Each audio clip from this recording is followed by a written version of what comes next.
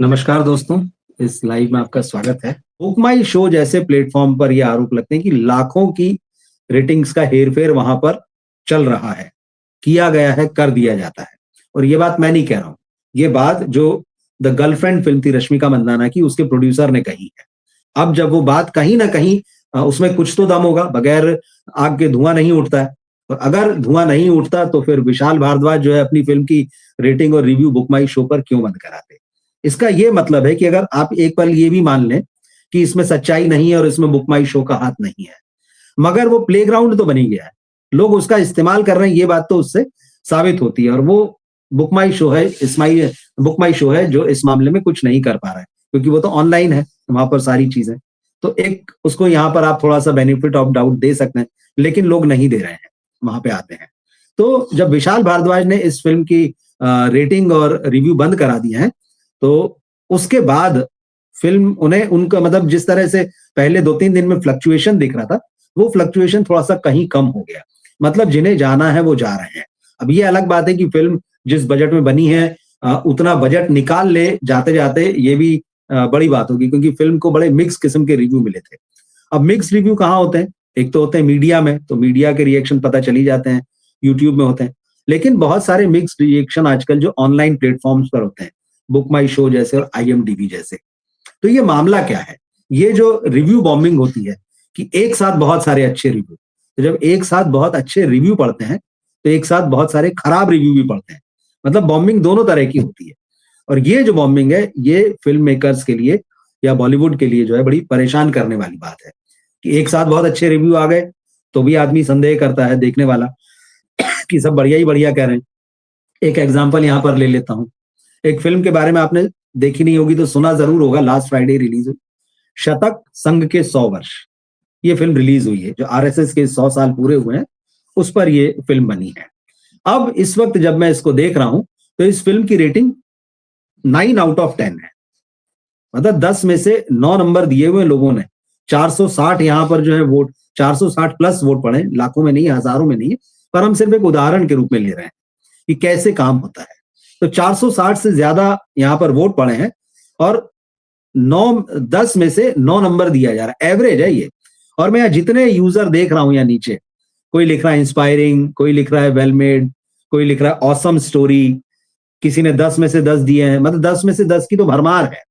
सिर्फ एक मुझे देखा है जिसने 10 में से 1 दिया है, अदरवाइज या तो 10 में से 10 है, 10 में से 10 है, 10 में से 10 है, एक और 10 में से 1 है।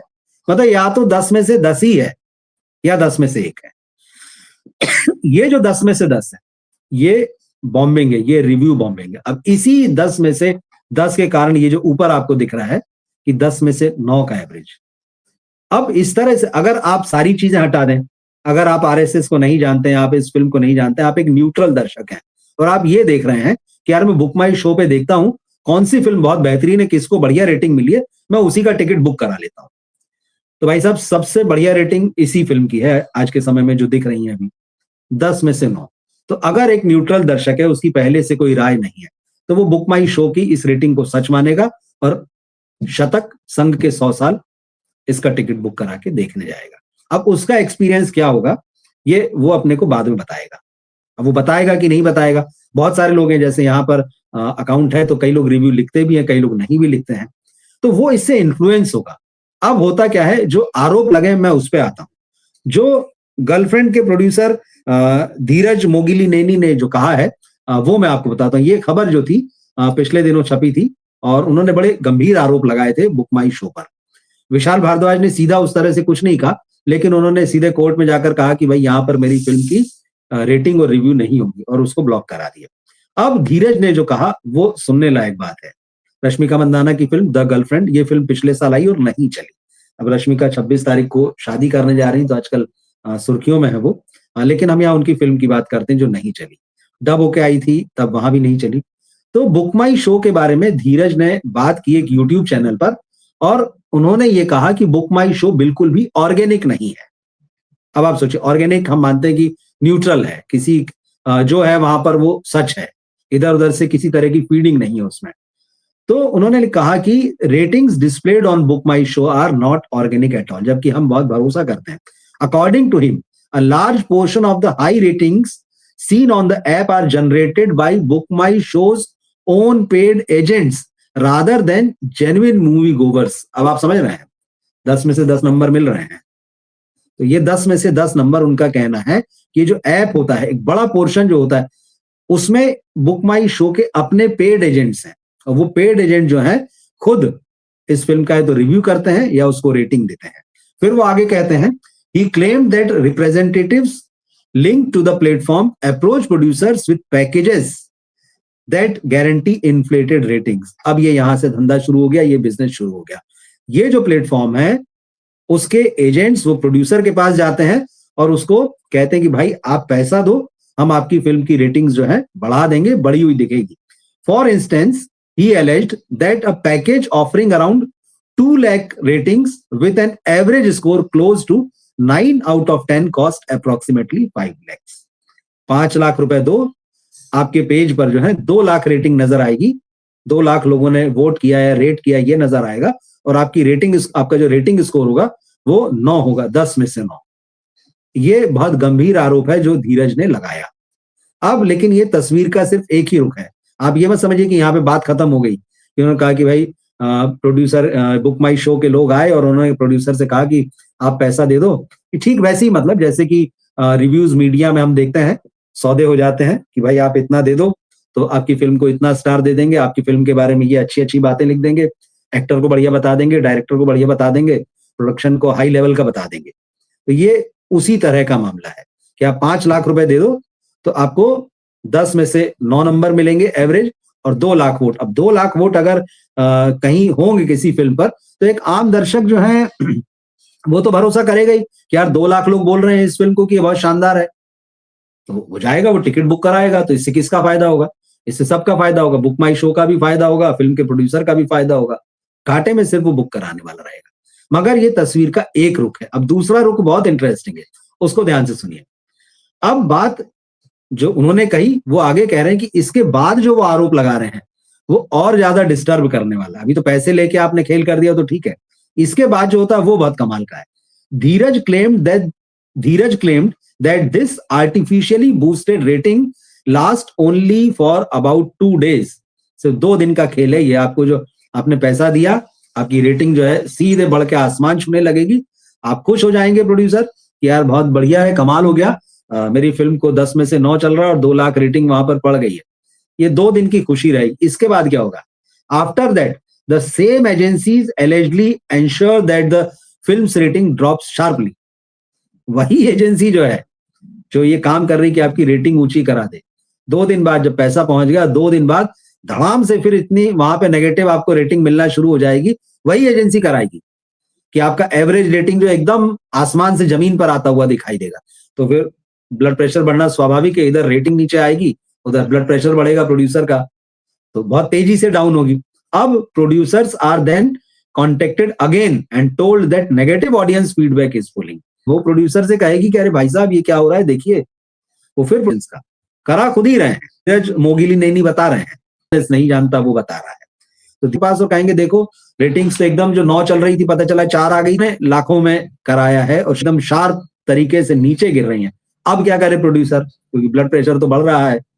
In reality, he alleges those negative ratings are also planted by the same agents to pressure producers into paying more। मतलब फिर वही कि आप हमको और पैसा दो तो फिर हम और लोगों से अपनी रेटिंग करवाएं, आपकी फिल्म की रेटिंग ऊंची कराएं, जिससे कि जो नेगेटिविटी जो है वो खत्म हो जाएगी।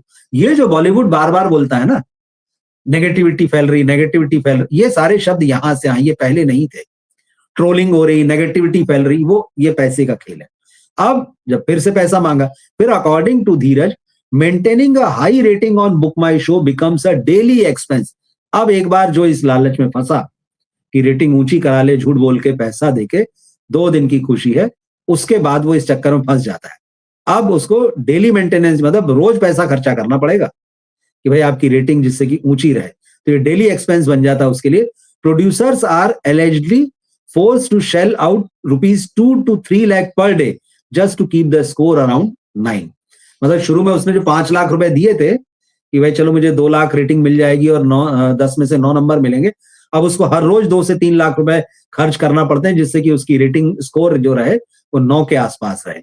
If they refuse the ratings are deliberately brought down, और अगर वो मना कर दें तो एजेंसी ने तो 2 दिन में खेल कर ही दिया, 6 से उसको 9 से उसको 6 5 तक पहुंचा के फिर वो धड़ाम से नीचे ले आएंगी। He bluntly described the entire system as a scam. कुल मिला के ये सारा कुछ स्कैम है, घोटाला है। अब बुक माई शो पर भी जो है इतने सीरियस आरोप लग रहे हैं, तो क्यों नहीं माना जाना चाहिए कि खतरे की घंटी जो है वो विशाल भारद्वाज ने सुन ली थी, और तभी उन्होंने आई थिंक ये दूसरे या तीसरे ही दिन उन्होंने ये बात कर दी थी कि भाई मुझे बुक माई शो पे रेटिंग नहीं चाहिए है और इसको हटवाया जाए। और हो सकता है कि इसका उन्हें फायदा मिला हो, जैसे मैंने कहा कि जब हम मिलेंगे कभी तो बात करेंगे उनसे, लेकिन ये हो सकता है कि इसका उन्हें फायदा मिल गया हो कि जो फिल्म अभी तक चल रही है, क्योंकि जैसे मैंने कहा कि मिक्स्ड रिव्यू मिले, तो मैंने भी जो रिव्यू दिया था इस फिल्म का उसमें यही कहा था कि कुछ खास दर्शक देख सकते हैं, ऐसा तो नहीं। शाहिद कपूर का भी काम अच्छा है और तृप्ति डिमरी भी, लेकिन समस्या यहाँ हो रही थी कि फिल्म विशाल भारद्वाज की नहीं लगती। विशाल भारद्वाज ने इससे पहले जो सिनेमा बनाया उसके मुकाबले बहुत कमजोर है। शेक्सपियर की जो कहानियां उन्होंने उठाई और शेक्सपियर की ट्रेजेडीज को जिस तरह से उन्होंने एक हाई पॉइंट पे ले जाके एस्टेब्लिश किया अपने सिनेमा में, पूरा इंडियनाइज करके, वो मुंबई के अंडरवर्ल्ड की इस कहानी को वैसा नहीं कर सके। फिल्म फ्लैट हो गई। वो बुरी तरह से इस फिल्म में शाहिद कपूर पे डिपेंड नजर आते हैं, और शाहिद कपूर ने जो 2 दिन पहले किया वो भी मैं आपको कल परसों में बता ही चुका हूं कि किस तरह से उन्होंने लोगों को औकात वाली बात कही कि भाई औकात हो तभी बात करना चाहिए। तो वो तो चलिए खैर अलग मामला है, लेकिन ये विशाल भारद्वाज ने जो किया है ये वाकई मतलब ये है कि खतरे को वो भांप चुके थे। इसका मतलब अंदर अंदर अब बॉलीवुड में सबको ये बात पता है कि बुक माई शो पर या ऐसी जो भी ऑनलाइन रेटिंग जहां चलती हैं किस तरह से खेल हो रहा है। तो पहले तो लोग ट्विटर पे आए थे, तो ट्विटर पे तो अभी भी है। ट्विटर पे जैसे ही आप देखते होंगे फ्राइडे को फिल्म रिलीज होती है और जैसे ही रिव्यू आना शुरू होते हैं, मतलब ऐसा लगता है कि इस फिल्म ने तो सारे रिकॉर्ड ही तोड़ देने इस साल, इससे बढ़िया फिल्म बनी नहीं है आज तक। इतने औसम रिव्यूज आते हैं और इतनी तारीफ से भरे होते हैं, 4 स्टार, 4.5, 5, और एक से एक नाम आपको दिखाई पड़ते हैं, एक से एक अकाउंट दिखाई पड़ते हैं। कई तो वो होते हैं जो हर फिल्म को ही 4 और 5 स्टार देने को राजी रहते हैं, और बहुत सारे नए भी आपको दिखते हैं। तो ये एक खेल जो सोशल मीडिया में चल रहा है, ट्विटर पे दिखता है, फेसबुक पे दिखता है। तो उसके बारे में ये M9 न्यूज ने लिखा है कि बॉलीवुड से होते होते अब ये साउथ में भी पहुंच गया। मतलब जो बीमारी यहाँ थी, तो यहाँ के लोग जब वहां से जुड़े तो वो बीमारी जो है अपने साथ वहां ले गए हैं। क्योंकि अब इधर तो बहुत सारा इंटरचेंज हुआ ना, बहुत सारा एक्सचेंज हुआ कोरोना के बाद से। उधर की फिल्में इधर रिलीज हुई, उधर के स्टार इधर आए काम करने के लिए, इधर वाले उधर गए, उधर से डायरेक्टर आए, तो बिजनेस के गुर भी सीखे हैं। और बहुत सारे टाई अप भी हुए हैं, हो भी रहे हैं कि भाई साउथ के एक्टर्स को लेके इधर बॉलीवुड की कंपनी फिल्म बना रही, इधर उधर से जाके टाई अप करके, या उन्होंने अगर किसी फिल्म को डब किया है तो उसको हम बॉलीवुड में हिंदी में रिलीज करेंगे डब करके। तो वो जो पैसा कमाने का खेल था, तो इधर जो जो गड़बड़ियां और इधर जो जो गंदगी थी वो कहीं ना कहीं वहां पहुंची, और अब वहां भी इसका असर दिख रहा है कि भाई पहले ही दिन फिल्म लगते से ही, या फिल्म का कई बार जो एक रात पहले प्रीमियर होता है, 5 में से 3.5 स्टार जो एकदम बम्बार्डिंग होने लगती है। तो जो रिव्यू बॉम्बिंग है ये वहां पहुंच गई। लेकिन अच्छी बात यह है कि वो लोग शायद ज्यादा ईमानदार हैं यहाँ के मुकाबले, क्योंकि वहां का एक अलग डिसिप्लिन है फिल्म बनाने का, और जिसकी हम बात करते रहे हैं। तो वो चीज यहाँ पर जो बॉलीवुड में है, देर से जागे ये भी है, बरसों बरस ये चीज चलती रहो। अगर कोरोना नहीं आता तो ये जो उन्होंने आतंक मचा रखा था कि फुल पेज का विज्ञापन, आधे पेज का विज्ञापन, या फिल्म रिलीज होते ही सुबह सुबह बहुत सारे पोस्टर डाल देना जिसके ऊपर 5 स्टार टके, 7 3.5 हैं, और दिखाया कि 100 करोड़ कमा लिया 3 दिन में, 2 दिन में कमा लिया। मतलब ये जो तमाशा था वो कोरोना आया, तो कोरोना ने इनको बहुत हद तक जो है वो आप कह सकते हैं पटक दिया बिल्कुल, और सारी चीजें एक्सपोज हो गई। और OTT के आने के बाद तो स्थितियां जो हैं इनके लिए ज्यादा बिगड़ गई, क्योंकि हम घर बैठे फिल्में देख रहे हैं, अच्छी फिल्में देख रहे हैं, अलग अलग भाषाओं की फिल्में देख रहे हैं, डब वर्जन मिल जा रहा है। डबिंग पहले से बहुत सुधरी, ये भी एक चीज है। आज से 5 साल पहले जो डबिंग होती थी उसकी क्वालिटी, उसका लेवल आज जैसा नहीं होता था। लगता था कि डायलॉग कहीं जा रहे हैं, म्यूजिक कहीं जा रहा है, डब कहीं और, मतलब लिप सिंक जो नहीं हो रहा है। अभी ऐसा नहीं है, अभी बड़े प्रोफेशनल तरीके से और बहुत सेटिस्फैक्टरी है। कई बार आपको डब फिल्म देखते हुए महसूस नहीं होता कि आप डब फिल्म देख रहे हैं। तो ये सडनली जो चेंज आया है इसने झटके दिए। तो ऐसे में जबकि मीडिया में किस तरह से लोग पैसे देकर रिव्यू कराते हैं, जब इसकी पोल खुल गई तो जो इन्फ्लुएंसर्स की पौध पैदा हुई, तो पिछले 1.5-2 साल में, 3 साल में बहुत तेजी से उभरे, और बहुत तेजी से उन्होंने कमाई भी की और बहुत सारी ऑडियंस को इन्फ्लुएंस किया। इससे फिल्म वालों को बहुत अपनी फिल्म को बचाने में, अपनी इज्जत बचाने में बहुत हद तक वो कामयाब भी रहे। लेकिन धीरे-धीरे ये भी एक्सपोज़ हो गया क्योंकि इन्फ्लुएंसर्स इनके माथे पे चढ़ने लगे फिर। तो इसीलिए पिछले 1 साल में हमने कुछ इस तरह की शिकायतें देखी है। आपको याद होगा धुरंधर से पहले यामी गौतम ने भी ये बात कही थी। उससे पहले साजिद नाडियाडवाला की फ़िल्म बागी 4 आ रही थी, तब उन्होंने भी ये सीरियस आरोप लगाए थे कि भई एक्सटॉर्शन हो रहा है, वसूली हो रही है। जो ऑनलाइन जो इन्फ्लुएंसर हैं, वो हमसे वसूली कर रहे हैं, पैसा माँग रहे हैं। अच्छा रिव्यू नहीं देंगे अगर पैसा नहीं दोगे तो। सवाल तो यही उठा था कि इन सबको खड़ा किसने किया? इन्हीं प्रोड्यूसर्स ने किया था, इसी बॉलीवुड ने किया था। मगर फिर थोड़ा चेते, भई मोटी रकम देना पड़ रही है, एक-एक आदमी को लिफाफा देना पड़ रहा है और छोटे-मोटे जो थे वो समोसा में मान ही रहे थे, ये सारी चीज़ें चल रही थी। तो जब ये सारी चीज़ों की पोल खुल गई, करण जौहर खुद जब ये बोल रहे हैं मंच से, भई हम तो रिव्यू सेट कर लेते हैं, हम तो स्टार खरीद लेते हैं। जब इससे बदनामी होने लगी तो ये लोग शिफ्ट हुए ट्विटर पर इस तरह से, जो रिव्यू बॉम्बिंग है। या फिर बहुत सारा इसका जो बुक माई शो का एक ये भी है कि अगर बुक माई शो या उसकी कोई एजेंसी नहीं करती, जैसे उसपे आरोप लग रहे हैं, तो फिर ये है कि भाई प्रोड्यूसर खुद ही एजेंसी को किसी को हायर कर लेता है। ये भी आरोप है कि प्रोड्यूसर एक एजेंसी को हायर कर लेता है कि मेरी फ़िल्म को लेके बढ़िया-बढ़िया 10 में से 9 की रेटिंग दो और अच्छे-अच्छे कमेंट्स लिखवाओ। तो बुक माई शो का एक न्यूट्रल प्लेटफ़ॉर्म होने के बावजूद एक गलत इस्तेमाल हो गया। तो भाई वहाँ जो रेटिंग आ रही, तो इससे साफ हो गया कि वो ऑर्गेनिक नहीं है, ईमानदारी नहीं है उसमें। उससे झूठ बोला जा रहा है वहाँ पर और इन्फ्लुएंस करने की कोशिश की जा रही है दर्शक को। तो चाहे वो बुक माई शो जैसा कि इन्होंने धीरज ने आरोप लगाया द गर्लफ्रेंड के प्रोड्यूसर ने, या फिर जैसा कि ये भी मार्केट में चल रहा है कि प्रोड्यूसर खुद ही जो है अब इन्फ्लुएंसर्स को पैसा देने के बजाय या रिव्यूअर्स को पैसा देने के बजाय इधर लगाते हैं कि भाई बुक माई शो की रेटिंग या आईएमडीबी की रेटिंग जो है वहां पर बढ़वाते रहो, वहां पर अच्छे रिव्यू लिखवाते रहो। तो कोई भी जगह दरअसल अब ऐसी बची नहीं है जहां पर आप कहें कि आपको फेयर ओपिनियन मिलता हो। इसीलिए आप देखेंगे कि बहुत सारे यूट्यूब पर और बहुत सारे इंस्टाग्राम पर भी जो आजकल आपको रिव्यू मिलते हैं, तो ऑनेस्ट रिव्यू बहुत लिखा आता है, ऑनेस्ट रिव्यू है। तो ये एक चीज़ है, तो भाई लिखना पड़ रहा है कि हम ऑनेस्ट दे रहे हैं क्योंकि बाकी लोग डिसऑनेस्ट हैं, कहीं खेल हो रहा है उनके साथ में। तो ये एक चीज़ चली। तो अब रिव्यू जो है वो बहुत सारे जो फेक हैं, अब ये एक्सपोज़ होने लगे हैं धीरे-धीरे। तो मीडिया जो होता था वो एक्सपोज़ हुआ, इन्फ्लुएंसर्स जो थे वो एक्सपोज़ हुए, सोशल मीडिया में जो एक्स पर या उसके बाद में फिर बुक माई शो और आईएमडीबी जैसी जो साइट्स हैं, यहाँ भी एक्सपोज़ होने हो ही गई हैं चीज़ें, मतलब अब तो किस तरह से खेल किया जा रहा है। तो कुल मिलाकर जो है ऑडियंस के लिए ये हो गया है कि अब किस पर भरोसा करें। और ये सारा खेल इतना बिगड़ चुका है, इतना खराब हो चुका है, इतना गंदा हो चुका है कि अब प्रोड्यूसर नहीं चाहते हैं कि उनकी फ़िल्मों के रिव्यू, मतलब कोर्ट में केसेस गए, साउथ में तो बाकायदा गए हैं और उस पर फैसले भी आए हैं। लोगों ने वहाँ प्रोड्यूसर्स ने केस लगाए हैं कि भाई लोगों को कम से कम 3 दिन रिव्यू करने से रोका जाए।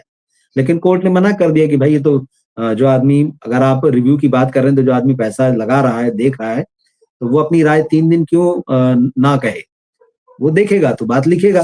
तो सच्चाई तो यही है कि प्रोड्यूसर्स अब खुद नहीं चाहते हैं कि उनकी फ़िल्मों के रिव्यू हो या इवन फ़िल्मों के बारे में बात भी हो। तो जो फेक आंकड़ों वाला कलेक्शन जो मामला था कि जो फेक फिगर्स देते हैं, वो भी बेकार साबित हो गए और रिव्यू जो होते हैं, ये भी फेक साबित हो गए। और शायद यही वजह है कि अनुभव सिन्हा की कल हमने बात की थी, जिनकी फ़िल्म 80 थिएटर्स में चल रही है। तो उन्होंने कहा कि भाई मैं अपनी फ़िल्म के आंकड़े नहीं दूँगा बॉक्स ऑफिस पर कितना कमाएगी, और उन्होंने साथ ही साथ ये भी कहा कि ये गुड गॉसिप है। ये जो आंकड़े दिए जाते हैं बॉक्स ऑफिस के कि 500 करोड़ कमा लिया, 700 कमा लिया, 1000 कमा लिया, ये गुड गॉसिप है, रियलिटी नहीं है। और ये बात तो अब सबके सामने आ ही चुकी है और हम भी कई बार दोहरा चुके हैं कि अगर 1000 करोड़ का भी आंकड़ा वहां दिखाया जाता है कि फिल्म ने कमाया है ग्रॉस या नेट भी, तो उसका आधा पैसा भी प्रोड्यूसर के पास वापस लौट के नहीं आ रहा है। और इनफैक्ट एक सच्चाई ये भी है कि जो फिल्मों की बड़ी-बड़ी बातें हो रही है कि भाई इतने करोड़ में बनी, पर्दे पर देख के तो पता ही लगता है कि यार ये वीएफएक्स से बगैर कहीं गए जो है आप शूट कर रहे हैं। तो वो जो एग्जेजरेट करके अपने आंकड़े बताते हैं, तो वो भी झूठ है। तो कुल मिला के ये बहुत सारे झूठ का खेल चल रहा है चारों तरफ। बनाने वाला भी झूठे आंकड़े बता रहा है, जो हीरो जो एक्टर उसमें काम कर रहा है, हीरोइन काम कर रही है, वो भी अपनी झूठी फीस बता रही है। लेते कितना है, 10 रुपए लेते हैं तो बताते हैं कि 1000 रुपए लेते हैं, वो भी झूठ चल रहा है। 80 में भी वही हुआ, इन्होंने डाला कि राइटर को सबसे ज्यादा पैसा दिया। अरे कितना पैसा दिया बताते तब तो पता चलेगा ना कितना पैसा दिया सच में। मतलब तापसी पन्नू का मार्केट रेट जो है वो राइटर से कम हो गया आज की डेट में। नसीर साहब कम पैसा ले रहे हैं। तो ये सारी चीजें, ये कुल मिला के ना बहुत सारे झूठ जो है एक के बाद एक जो है वो चल रहे हैं। लेकिन बात अच्छी ये भी है कि प्याज की जैसी परतें जो है लगातार छिलती जा रही हैं, सब खुल के सामने आता जा रहा है, कुछ भी दबा छुपा नहीं है। तो ये अच्छाई इसमें यह है कि ऑडियंस के लिए बेहतर है कि वो खुद जाएं, खुद सिनेमा देखें, खुद अपनी राय जो है वो तय करें, और या फिर इंतजार करें, जो उनके भरोसे के लोग हैं उनके रिव्यूज का इंतजार करें और उनकी बात माने। तो धीरे धीरे चीजें बदल रही हैं और ये जितनी फेक चीजें हैं वो खुलकर आती जा रही हैं सामने। आप किस तरह से देखते हैं इस पूरे मामले को? आप जरूर बताइएगा मुझे कि ये जो फेक रिव्यूज होते हैं या जो रिव्यू बॉम्बिंग, ये जो चीज आजकल चली और बहुत जल्दी एक्सपोज हो गई कि किस तरह से ये जो पोर्टल्स हैं टिकट बुक करने वाले या दूसरे भी किस तरह से खेल कर रहे हैं इसमें, या फिर अगर वो नहीं भी खेल कर रहे हैं तो प्रोड्यूसर को एक मैदान मिल जा रहा है कि वहां पर वो खेल सकता है। तो आप जरूर बताइएगा अपनी राय। तो मुलाकात होती है आप सभी से, आप सभी जुड़े यहाँ साथ में, बहुत बहुत शुक्रिया। और इस वीडियो को, इस लाइव को आप अपने दोस्तों और फैमिली में शेयर कीजिएगा, और अगर अभी तक आपने चैनल सब्सक्राइब नहीं किया हो तो इसे जरूर सब्सक्राइब कर लें। मिलते हैं फिर हम किसी कल अगले वीडियो में या लाइव में, मुलाकात होती है। थैंक यू, नमस्कार आपको भी, गुड नाइट।